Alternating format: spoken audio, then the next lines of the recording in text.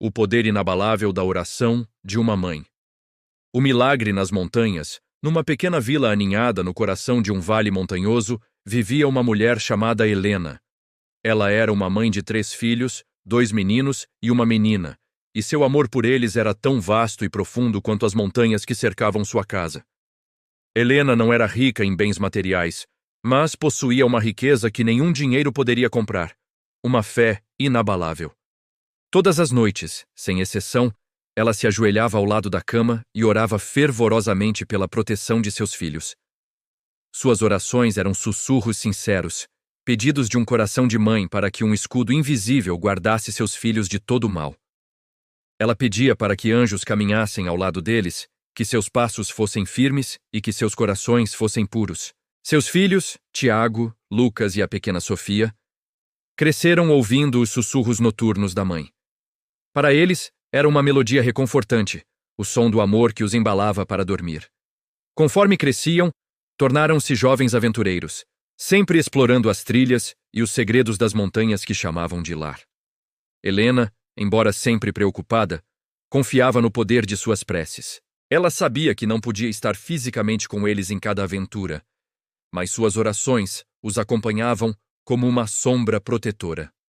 Certo verão, uma tempestade como nunca vista antes se formou sobre as montanhas.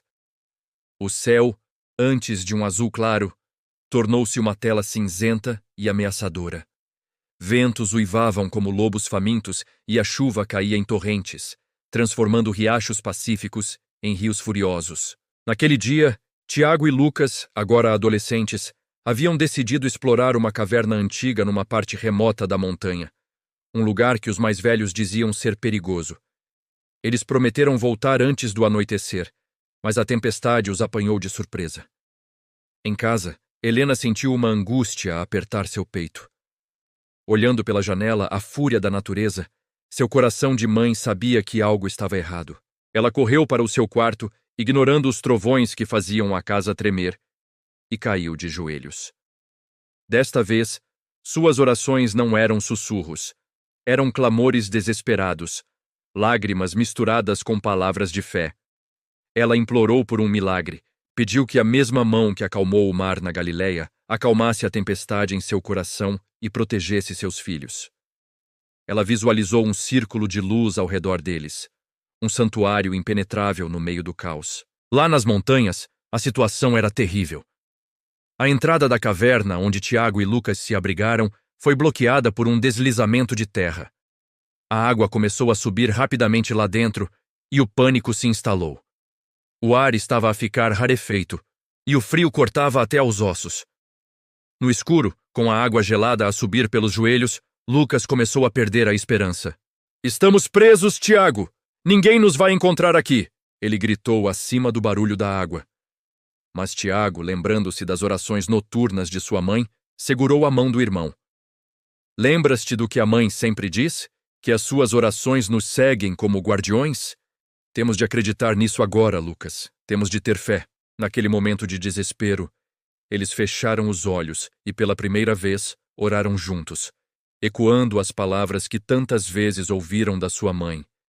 Eles pediram força, pediram um caminho, pediram para sentir o calor daquele escudo protetor que ela sempre invocava. De volta à vila, Helena não parou de orar. Ela orou por horas, sentindo uma força que não era sua a sustentá-la. De repente, no auge do seu clamor, ela sentiu uma paz inexplicável invadir o seu ser. Era como se uma voz suave lhe dissesse ao ouvido: "Eles estão seguros." A tempestade lá fora ainda rugia, mas a tempestade dentro dela havia cessado. Ela sabia, com uma certeza que transcendia a lógica, que suas orações tinham sido ouvidas. Enquanto isso, na caverna, algo extraordinário aconteceu. Uma grande pedra que bloqueava uma passagem lateral, uma que eles não tinham notado antes, deslocou-se subitamente, como se empurrada por uma força invisível. Uma pequena fenda abriu-se, revelando uma saída estreita que levava para cima, para uma parte mais alta da montanha. Não fazia sentido. A pedra era pesada demais para ter sido movida apenas pela pressão da água. Era um milagre. Com as forças renovadas, Os irmãos escalaram pela passagem apertada, lutando contra a lama e as pedras soltas. A subida foi árdua, mas eles sentiram uma energia inexplicável a impulsioná-los. Cada passo parecia guiado. Quando finalmente saíram ao ar livre, a chuva havia diminuído para um chuvisco leve. Eles estavam encharcados, enlameados e exaustos, mas vivos. Do ponto mais alto onde estavam, viram as luzes da sua vila, um farol de esperança na escuridão. No dia seguinte, quando as equipas de resgate finalmente os alcançaram, os socorristas ficaram espantados. A entrada principal da caverna estava completamente soterrada por toneladas de rocha e lama. Ninguém poderia ter sobrevivido ali. Quando os rapazes contaram a história da pedra que se moveu, os homens experientes abanaram a cabeça, incrédulos. Não havia explicação geológica para o que aconteceu. Ao voltarem para casa, a primeira coisa que viram foi a sua mãe, Helena, à porta, com a pequena Sofia nos braços. Não houve reprimendas, apenas um abraço que continha um oceano de alívio e amor.